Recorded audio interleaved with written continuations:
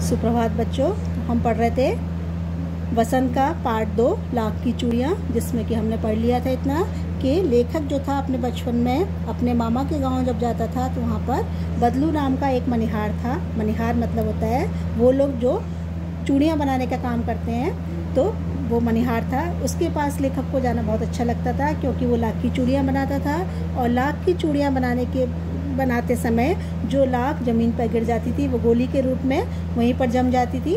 वो गोलियां उसके बदलू के किसी काम की नहीं होती थी, तो वो लेखक को खेलने के लिए दे देता था। तो लेखक को वो गोलियां बहुत पसंद थी क्योंकि जब वो लौटकर अपने घर आता था तो वहाँ के बच्चे उन गोलियों को देखकर बहुत खुश होते थे, उसके मित्र बन जाते थे। तो ये कारण भी था उसका। और दूसरा, उसको बदलू को काम करते हुए देखना अच्छा लगता था, तो वो दोपहर में जाकर बदलू के पास ही बैठ जाता था। तो हम इतना पढ़ चुके थे, आगे पढ़ते हैं। बदलू मनिहार था, चूड़ियाँ बनाना उसका पैतृक पेशा था। जैसे मैंने आपको बनाया, मनिहार मतलब वो लोग जो चूड़ी बनाने का काम करते हैं, तो बदलू मनिहार था। चूड़ियाँ बनाना उसका पैतृक पेशा था। पैतृक यानी वो काम जो कि पेरेंट्स हमारे करते आए हैं, पेरेंटल जो वर्क होता है हमारा, और आगे की पीढ़ी भी उसी को करे। आजकल भी आप सुन रहे होंगे नेपोटिज्म, वही चीज़ होती है ये पैतृक। तो पैतृक पेशा था और वास्तव में मैं बहुत ही सुंदर चूड़ियाँ बनाता था। और ऐसा नहीं है कि वो सिर्फ नेपोटिज्म के कारण ही, मतलब पैतृक पेशा होने के कारण ही उस चूड़ियों को बनाता था। वो बाकी बहुत अच्छी कला थी उसकी चूड़ियाँ बनाने की, तो वो सुंदर चूड़ियाँ बनाता था। उसकी बनाई हुई चूड़ियों की खपत भी बहुत थी और उसकी बनाई हुई चूड़ियों को लोग बहुत पसंद करते थे। खपत यानी उसका बहुत ज़्यादा सेल होता था, कस्टमर बहुत सारे थे उसके, बहुत लोग उससे चूड़ियाँ लेते थे। उस गांव में तो सभी स्त्रियां उसकी बनाई हुई चूड़ियाँ पहनती ही थी। कह रहे हैं कि ऐसा नहीं है कि सिर्फ जिस गांव में वो रहता था उस गांव की जो सब स्त्रियां जो थी उसी की बनाई चूड़ियाँ पहनती थी। आसपास के गांव के लोग भी उससे चूड़ियाँ ले जाते थे। और इसके अलावा क्योंकि आसपास के गाँव में भी उसका नाम था कि वो बहुत अच्छी चूड़ी बनाता है, तो आसपास के लोग भी उसकी बनाई हुई चूड़ियों को ले जाते थे। परंतु वह कभी भी चूड़ियों के पैसे से बेचता ना था, लेकिन उसकी एक विशेषता ये थी कि वो चूड़ियों के बदले कभी पैसे नहीं लेता था। उसका अभी तक वस्तु विनिमय का तरीका था।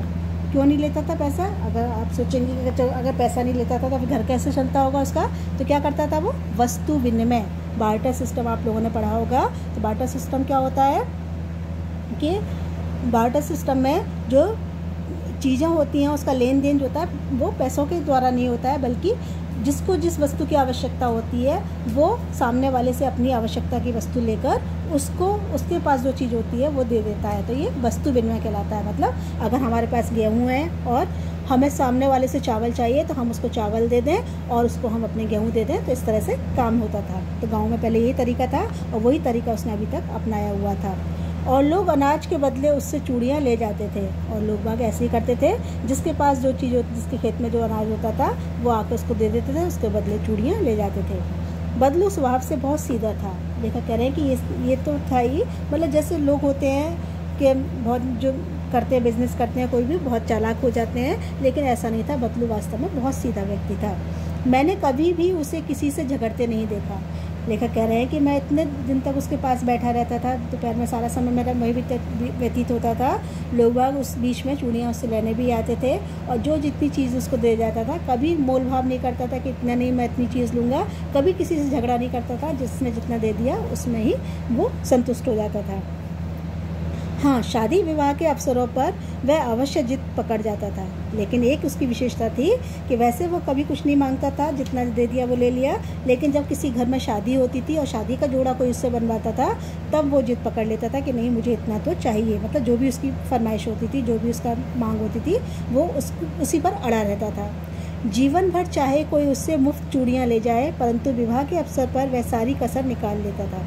और वो अगर किसी स्त्री को चूड़ियाँ देता रहता था, जो उसके बदले जो वो दे जाती थी, लेकिन अगर मान लो उसके घर में शादी है तो पिछला जितना भी उसने कम चीज़ों के बदले में चूड़ी ले ली हो, तो सारी कसर वो उसके घर की शादी में निकाल लेता था। आखिर सुहाग के जोड़े का महत्व भी और होता है और लोग खुशी से देते भी थे। क्यों देते थे? क्योंकि हिंदुओं में मान्यता होती है कि जो सुहाग का जोड़ा होता है वो बहुत कीमती होता है, बहुत महत्वपूर्ण होता है। उसके बदले जो भी चीज़ मांगी जाती है वो लोग दे ही देते हैं, तो इसलिए उसको जो भी मांगता था उसको मिल जाता था।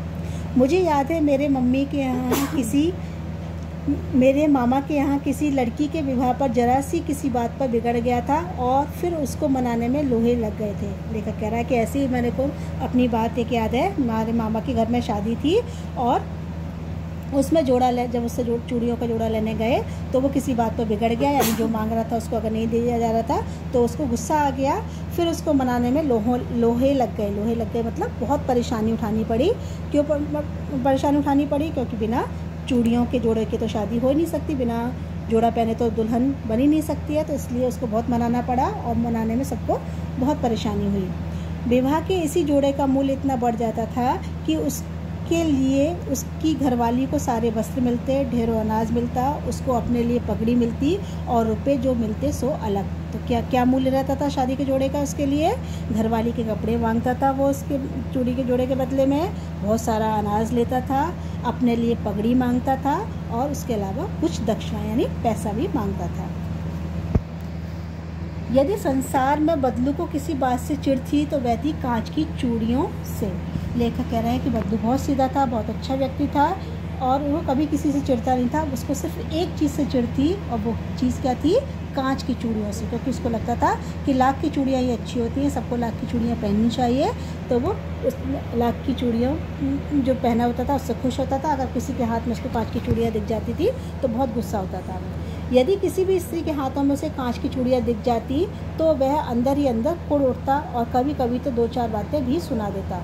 अगर वो देख लेता कि किसी स्त्री ने कांच की चूड़ियाँ पहनी हुई हैं तो उसको अंदर से बहुत गुस्सा आती थी और वो उन्हें 2-4 बातें सुना भी देता था कि देखो कैसी हो गई हैं कांच की चूड़ियाँ पहनना। लाख की चूड़ियों को सुहाग की निशानी माना जाता था और कांच की चूड़ियों को इतना महत्व नहीं दिया जाता था उस समय, तो 2-4 बातें सुना भी देता था।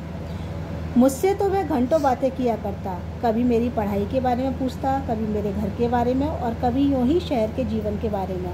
अब लेखक उसके पास बहुत देर तक बैठा रहता था तो लेखक से बहुत सारी बातें भी करता था वो, तो बहुत सारी बातें करता था। कभी तो ऐसे ही मुझसे पूछता था कि और लला शहर में कैसे पढ़ाई होती है, तुम्हारी पढ़ाई कैसी चल रही है। कभी मेरे घर वक्त के बारे में पूछता, मतलब कोई भी घर की बातें होती है वो पूछता, और कभी शहर के जीवन के बारे में कि शहर का जीवन कैसा होता है, वहाँ पर लोग कैसे रहते हैं। तो मतलब समय व्यतीत करने के लिए कुछ ना कुछ उससे बातें करता रहता था। मैं उससे कहता कि शहर में सब कांच की चूड़ियाँ पहनते हैं तो वह उत्तर देता, शहर की बात और है लला, वहाँ तो सभी कुछ होता है। और लेखक जब शहरी जीवन के बारे में बताते हुए उसको एक बात ये भी बताता था कि वहाँ की स्त्रियाँ तो कांच की चूड़ियाँ पहनती हैं, तो इस बात पर उसको गुस्सा नहीं आती थी, बल्कि इस बात को वो मान लेता था और कहता था शहर की बात तो और होती है, वहाँ की तो सभी बातें अलग होती हैं, वहाँ की बात ही अलग है। वहाँ तो औरतें अपने मर्द का हाथ पकड़कर सड़कों पर घूमती भी हैं।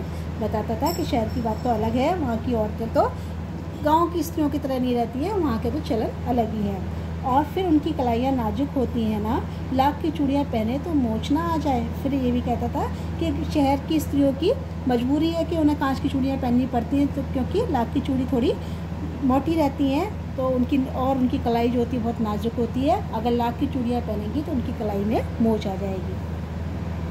कभी कभी बदलू मेरी अच्छी खासी खातिर भी करता। लेखक कह रहे हैं कि जैसे गांव के लोगों की विशेषता होती है कि जो भी आता है उसका अच्छे से स्वागत करते हैं, खाने पीने की पूछते हैं, तो कभी कभी बहुत अच्छी खातिरदारी भी करता था। जिन दिनों उसकी गाय के दूध होता वह सदा मेरे लिए मलाई बचा कर रखता।